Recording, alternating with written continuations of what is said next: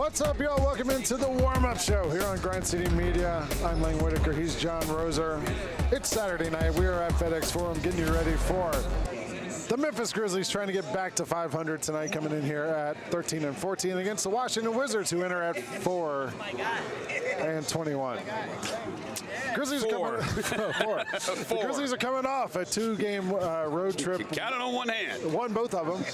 Grizzlies are coming in here having won 7 of their last 10 games, 7-3 in the last 10 games. Those two games, win in Minnesota, a game at the LA Clippers, the Grizzlies also won. We saw a lot of things from this Grizzlies team that kind of made you feel good about the way things are going with this Grizzlies team. The win in Minnesota, 116-110. Jaren Jackson Jr. gave you 28 points, 12 rebounds. Jalen Wells, 17 points in 31 minutes. And Jock Landale was awesome off the bench for this team. Yeah, Landale was, I think you know what he did, and this is the thing, when you play Minnesota, this is what we've seen teams, whether he was in Utah or Minnesota, the teams that take advantage of Rudy Gobert on the court, they get a big man that can pull him away from the basket, or a big man that can just make shots, because Gobert does not want to come all the way out to that three-point line, and Jock Landale made him punish him. He did. And tonight, the Grizzlies played this Wizzards team that has only won 4 games, but they've won 3 of their last 9. At the start of the year, they lost 14 in a row. Yeah. But maybe they're turning the corner on that. Alex Sarr has led the way for them, 19 points, 8 rebounds a game. The Grizzlies, like we said, have a chance to get to 500 tonight. Yeah, they got a chance to get to 14. Yeah. This is a big deal, I think. This is a really big deal, especially when you look at the 4-11 start. Yeah. And in that 4-11 start, they lost 8 of those 11 games by double digits, and then the back-to-back at New York and Boston, they lost, it felt like, by like 30 in both of them. So to now have a chance to get back to 500, this is a big deal. Yeah, and it's a team, like you said, a Grizzlies team that at the beginning of the year, they were struggling. They didn't look great, but they've gotten better every single game, it feels like. And to me, it feels like this is a team that's sort of finding an identity. Yep. And we're not quite 100% sure what it is, but they do seem to be figuring out sort of like offensively, we share the ball. Defensively, not a lot of switching, but they play great man-to-man defense and have helped each other out. I don't know, like grit and grind, right, happened sort of like organically. Tony Allen dropped the phrase in a post-game thing, and that's how it happened. What do we call this one? Oh, gosh. I don't know. You threw me on the spot on that one. It's got to do something with depth. It has to be something about depth, because I think you got to give credit. One, obviously you give credit to the coaching staff, because it felt like, oh my gosh, this is going bad. Are they going to be able to turn it around? And they clearly have. The players are bought in. We've heard Jalen Wells, Cam Spencer say, we are all in. We are bought in. I think you got to give credit to. You have to give credit as credit due to the front office, like for building this roster. And what they've done to fit the system that Easola wants to run, like they are deep, and when that bench comes in, like they've scored over 30 points in like 30 straight games. Leading scoring bench in the NBA this season. As we mentioned, Jaren Jackson Jr. has been awesome, and in the last couple games, he's really looked good. Here's a clip after that game in Minnesota of Tuomas Isalo talking about what Jaren is bringing to the team these days. Gone, and what have you seen these last 2 games? Yeah, Jaren's been in his spots for a while now, and that's why we were like, it's just a matter of time before he gets going, and got it going against the Clippers. Now playing with a lot of confidence, and I think our spacing around him and also getting him into those actions has been better. Spacing has been better, and we've been getting him more dynamically into those actions. Even though today it was a very physical battle for him to even get the ball, so a lot of contact was allowed, but Jaren did great again today, and also the 12 rebounds, and he's been putting up also. His timing was great already when we played the Clippers. Today also 3 block shots, 1 steal. The Stocks numbers are also up, so it's a great sign for us. Over him.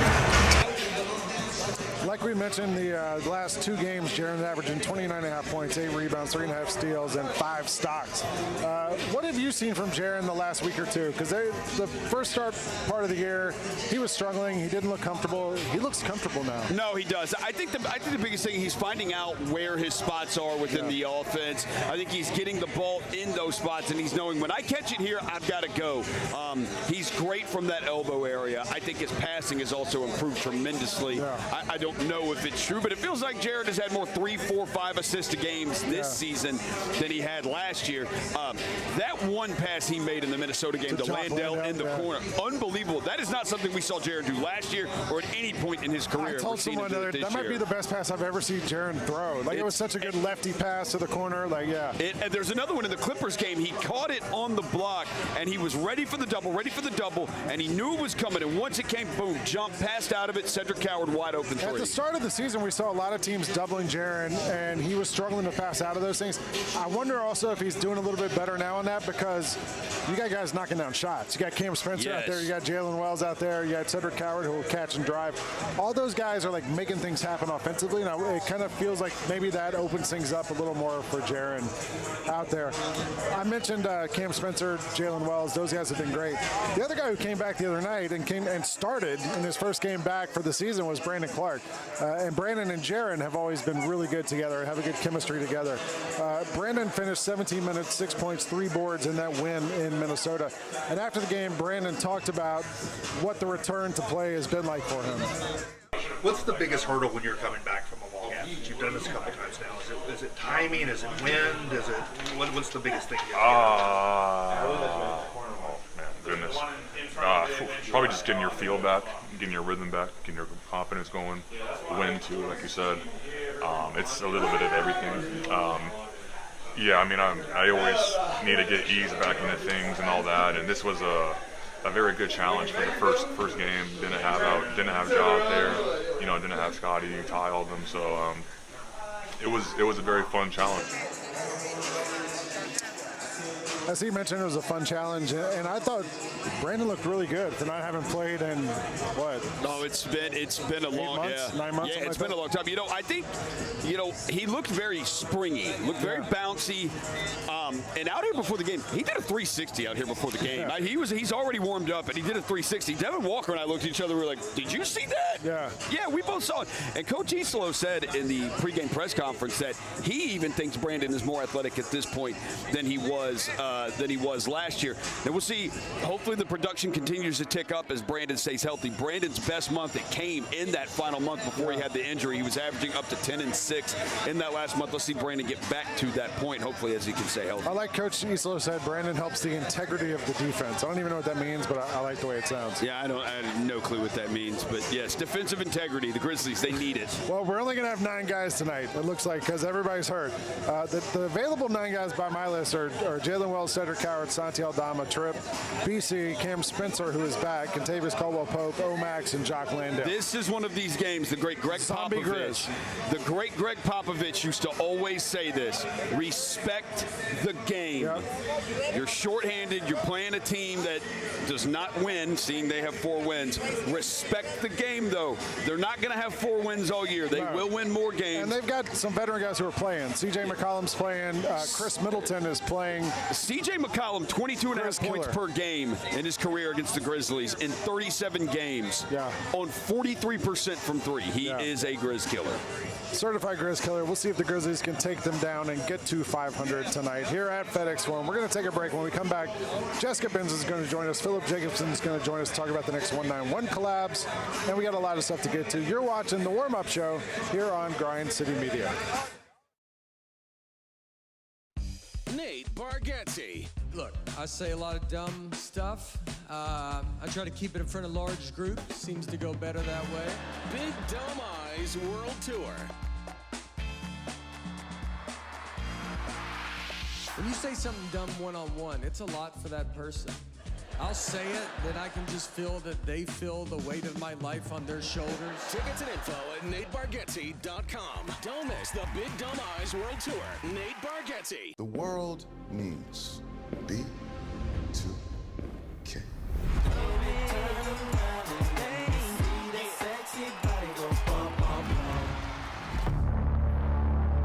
B2K's breakup was a huge shock to their fans.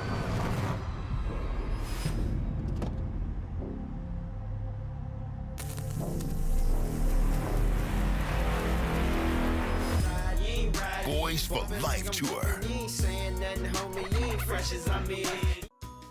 Southland Casino Hotel is helping you navigate to Santa. Win your share of over $550,000 in free play and a brand new Lincoln. Here Comes Santa takes flight on Saturday, November 1st, when you can begin earning entries. And don't forget the grand finale drawings on Saturday, November 29th and Saturday, December 27th to win a share of over $40,000 in free play or a brand new Lincoln. Win big during Here Comes Santa, only at Southland Casino Hotel. Watching the Grizzlies is easy with FanDuel Sports Network. If you have cable or satellite, you're all set. Find us on your channel lineup. You can also use your TV provider login to watch games on the FanDuel Sports Network app. No cable or satellite? Subscribe directly to FanDuel Sports Network online. You can also watch on Prime Video by adding a FanDuel Sports Network subscription. Not sure where to start? Visit FanDuelSportsNetwork.com to learn more.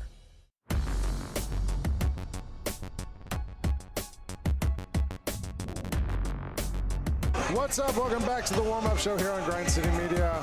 Lang Whitaker, Jessica Benson. We are courtside at FedEx Forum as the Grizzlies get ready to take on the Washington Wizards in our attempt to get back to 500 for the holidays. Let's do it. There's no place like 500 for the holidays, right? as everybody always says. It's one of my favorite Bing Crosby songs of all time. Jessica Benson joins us now to talk about tonight's main character. Who have you selected as your main character for the evening? I have selected Jaren Jackson Jr. as tonight's main character. Can you tell me the last time Jaren Jackson Jr. scored 20 points in FedEx Forum?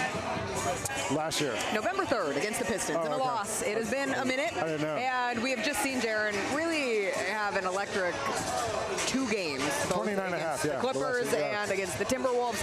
It's not just the scoring. To have 12 rebounds against the Timberwolves was big. The 4 assists against the Clippers in the game before. The blocks, the steals, the defensive impact he had at the end of that game in Minnesota. It really felt like we were getting back to the version of Jaren Jackson Jr. that was an all-star, that was a former defensive player of the year. There's been a confidence boost for Jaren, and now to see if it could continue over into a game where yet again the Grizzlies are wildly undermanned with 9 players on the injury report. Does this scare you going into this game with only 9 players against a team that's only won 4 games? But they just won one. Not that I'm doing the math, but they just won beat one the of their last Pacers 2 on December 14th. It feels like for this Washington Wizards team that is still in a rebuild period, winning 2 of 3 feels like a tricky thing for them to do, but you certainly don't want to overlook them. And listen, the Grizzlies had such a great record. They had been 10-0 against teams below 500 until the last time they were in this building, and they lost to the Utah Jazz. So to get back to that professionalism that they have been able to muster up when they have faced these teams that are kind of on the struggling side. How about that? Grizzlies are 24-5 all time at home against the Wizards. It's a pretty good record. It's pretty good, right? That's pretty good. I don't know. Now It makes me nervous. Yeah, like I don't like it. All right, Jessica's going to be on the call tonight on ESPN 92.9 and on the double post after the game on all the Grind City Media socials.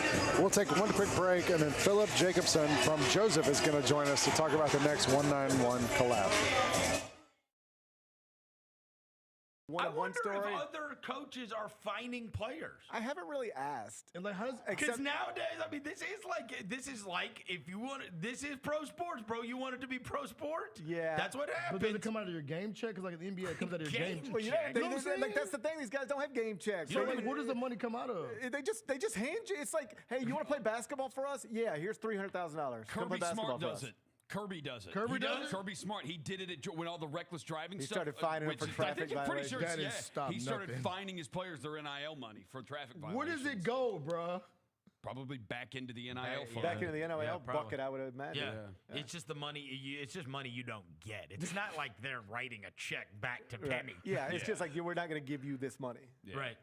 That's crazy. You're supposed to get $7,000 a month for the months that you're here. Instead, you're going to get 4. Yeah.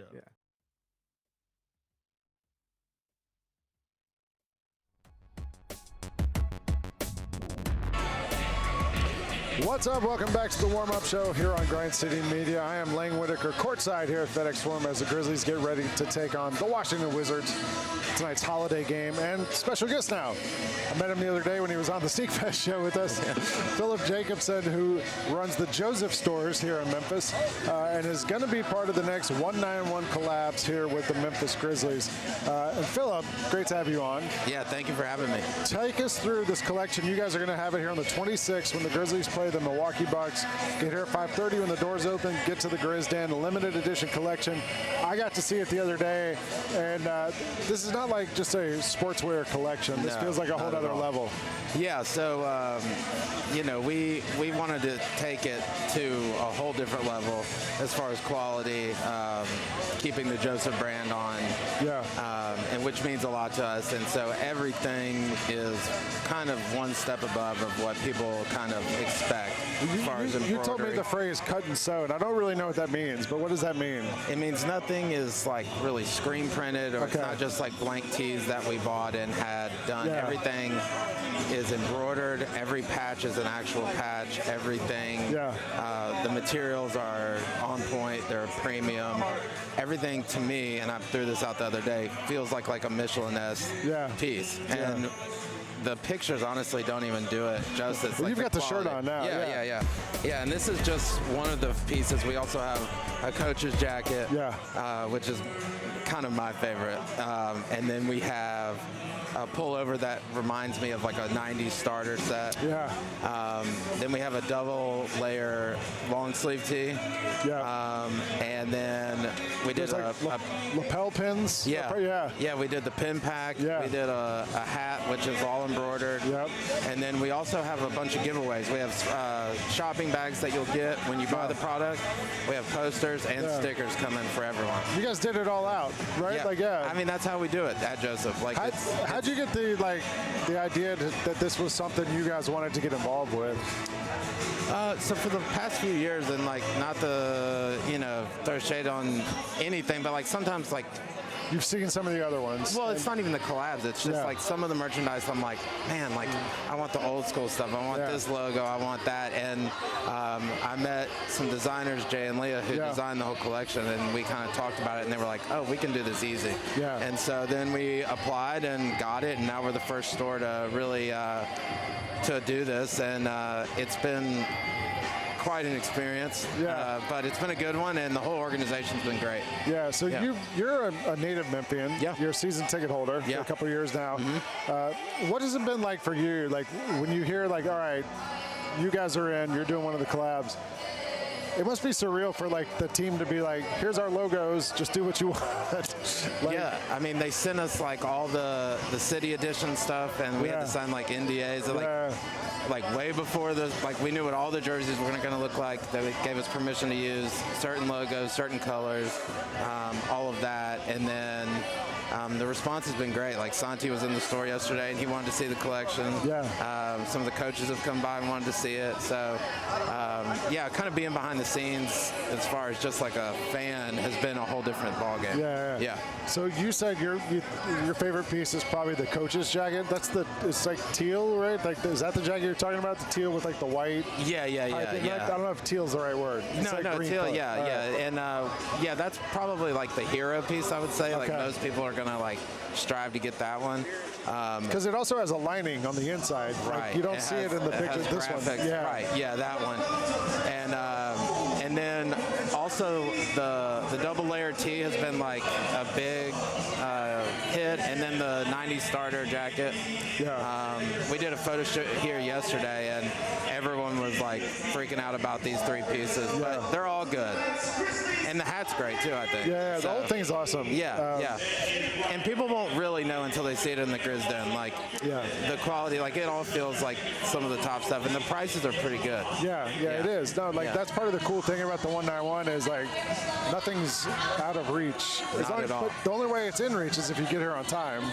Right. That's also the thing. We're here to tell you to do that on the day after Christmas, December 26th. Grizzlies hosting the Milwaukee Bucks. So get here at any time before 5:30 because the doors open at 5:30.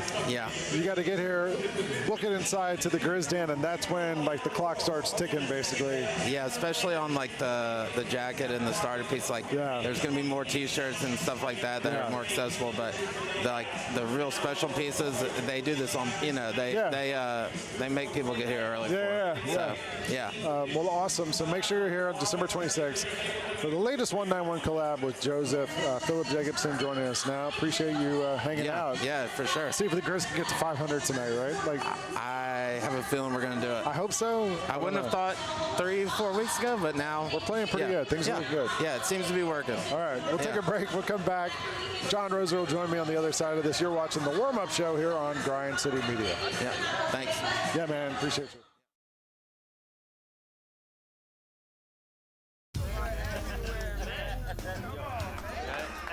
Now that's the new edition way. I feel like there's another level we can take it to. What you think, Mike? 2 steps ahead of you, Slick. What's good, bro? What you doing, man? I'm in. Woman, you don't even know what I'm getting ready to ask you. Here's the vision. All 3 of us on the same stage every night. Gonna be crazy. No barriers, no separation. It'll be like 9 kings and a queen. The next level starts now. Jeff Dunham, Artificial Intelligence, his all-new tour. You're the other white meat. How can you be so smart on one hand and so stupid on the other? Well, you're half of it. I realize I could have avoided all this years ago with one simple word. I do not. Silence! Don't miss a Memphis. Friday, April 10th, FedEx Forum. Tickets on sale Monday, September 29th at jeffdunham.com. Are you ready to transform your pool into a stunning oasis? At Mainland Pool Service, they're a family-owned business committed to keeping your pool looking pristine all year round. They believe that pool care should be proactive, not reactive, which is why their skilled team handles everything from routine cleaning to complex issues with precision. They prioritize clear communication and personalized solutions to exceed your expectations. Join the Mainland Pool Service family today and experience the difference their expertise and dedication can bring to your relaxation retreat. Contact them now at mainlandpoolservice.com.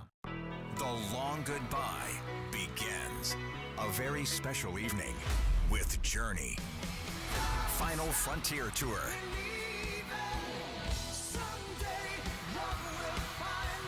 Journey. Tickets are on sale now at journeymusic.com. Your chance to say goodbye to the songs that changed our lives. Journey. Final Frontier Tour.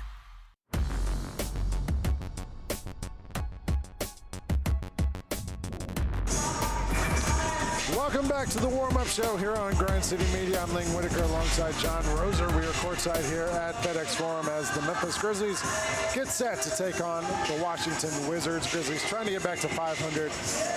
Won 7 of their last 10 games. We'll see if the Grizzlies can pull this off tonight to get to 500. And as we always do at this time, Jon, we're going to go around the NBA and take a look at some of the stories outside of Memphis that are happening right now. I love these stories. You like them, right? Yes, the first I one, love them. We're on the odds couple twice a week. We talk about gambling and sports. The NBA is going to make some changes, allegedly, to their betting rules, according to Shams Charania from ESPN. We will get injury reports much more frequently. The NBA is also pushing gaming companies for changes to prop bets involving individual players, such as limiting maximum amounts, limiting unders, limiting population of players.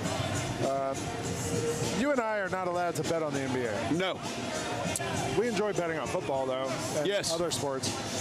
Do you think these rule changes are going to make any big difference? Okay, so you can push for the gaming companies. This is where they're going to run into an issue. You can push for the gaming companies to do it, whether it's a FanDuel or a DraftKings or whoever, the Fanatics, but you can push for them to do it. But so if they said, okay, we're not going to allow you to bet on the next play, or I like to bet on golf a lot, the majors, and you can bet on the next putt, the next shot, like what happens on the next day. You can do that.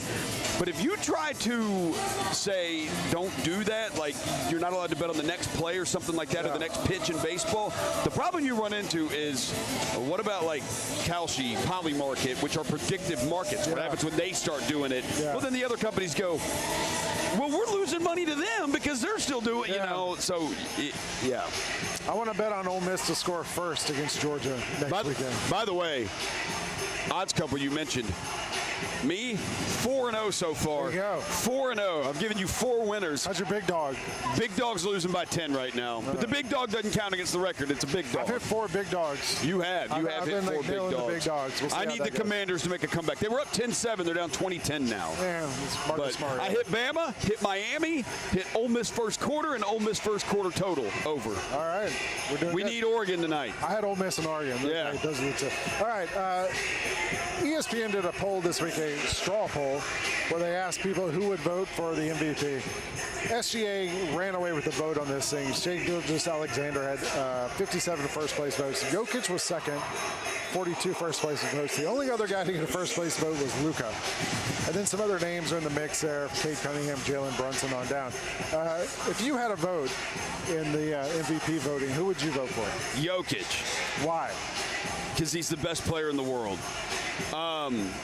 I get it, though. Like, it's that if the best player in the world was supposed to win MVP every year, Michael Jordan would have more MVPs, LeBron James would have more MVPs. Like, you know, like so I get that. That's but part of me thinks, like, I would vote for Jokic also. Not because necessarily he's better than SGA. I think they're both amazing in different ways. But that Thunder team is so deep. Yeah. And this is not the best player award. This is the most valuable player award. Denver without Jokic would be terrible. I'll give you another one that's on there who got 0 first-place votes. I'll give him a first-place vote. Who's that? Cade Cunningham. Yeah. Because the Pistons have been without Jaden Ivey. They've been out without Ivey for a lot this year. They've been without Jalen Duren at times this year. And he's really had to carry the scoring load on that team a lot. And they are, number 1 in the East, number 2 in the East. They're right there at the top of the Eastern Conference. But way better than I think people expect them to be good, but they're even better than what people thought. I think SGA's, the case against him is that Thunder team is awesome. And like, they're so deep. They're awesome. Yeah, which is a weird argument to make. They were like 20-1 before they ever got Jalen Williams back. They finally lost. They lost another one to the Timberwolves. But yeah. All right, so fresh and so clean. I saw this one. Kevin Durant said on a podcast, he says a lot of spicy things on the podcast. Yeah, I love this. Somebody asked him on a podcast, why don't you brush your hair? And he said sometimes he'll go 2 to 3 days in between taking a shower if he's just around the house. Yeah. How long would you go without taking a shower? Well, I shower twice a day, so every day, 7 days a week. typically more than there may be once, but for the most part, I would bet you 5 out of the 7 days of the week I take at least 2 showers a day. That's a lot. Now I will say for Kevin Durant here, there's a couple things that, like this is nasty, like bro, because you play basketball all the time, That's so true. just like that's disgusting. I'm assuming that he says like sitting around the house. Now, I'm assuming that doesn't include basketball practice. Well, he says sometimes he waits till he gets to the facility to shower, which is like you're driving in your car smelling like that. Like, come on, man. Maybe that's why he's single. That's true. Maybe KD smells bad. I'll say he did say something on there that I believe in wholeheartedly. He does not use lotion unless it's chapstick, which I would use chapstick. But I generally am a believer that lotion is a scam. Wow. Yeah, I believe it. If your skin is really dry, just use different soap. You got to find better soap. However, Jalen says he's a scam. I would say this though, I lotion up. I like the lotion, but the other way to like not have to use so much Puts lotion. the lotion on its skin. Put it in the basket. Put the lotion in the basket. I drink water, and like if you drink water, that's very helpful. I'm definitely a proponent of that. Drink water every morning when you wake up. One of those smart water, whatever your water is, or tap water. Drink 2 of them, 2 bottles. We have 2 minutes before we get out of here. Tell me, John. I thought they'd kick us off the air by now. We got a minute here before Jalen hits the off button. Who are you? Give me one matchup tonight you got an eye on between the Wizzards and the Grizzlies. Oh, I mean, I think Jaren Jackson Jr. and Alex Sarr, because Sarr also he's obviously having a good season. The team is not, but he is absolutely having a good sophomore season. A lot of guys can have sophomore slumps. He is not. He's a much better sophomore year than a rookie year. So I think the fact that him and Jaren Jackson Jr. Because Sarr was also touted as coming out as this guy's got real defensive potential too. Yeah. So I kind of want to see what the Wizards can do if Jaren Jackson Jr. continues his hot streak and how he attacks and everything anything like that. But yeah, I like Sarr, Jaren Jackson Jr. I got an eye on McCollum and whoever we use against him, because we actually have a lot of good wing defenders we can use now between Jalen Wells, between Cedric Howard. So we have guys to throw at him. We'll see what happens tonight. So I got an eye on that. I think also tonight a great game to have Cam Spencer back, because it is easy to not play, or it's easy to play to the level of your competition in a game like this, but Cam Spencer will treat every game like it's Game 7 of the NBA Finals. I want to see him talking trash to C.J. McCollum. Thanks for joining us, John. You can catch John on the double post as soon as this game's over. He'll be on there, flip too. Over to FanDuel, flip over to ESPN 92.9 to catch the broadcast. We'll be back here on the 26th against the Bucks. See you then. Go Grizz. Lotion's a scam.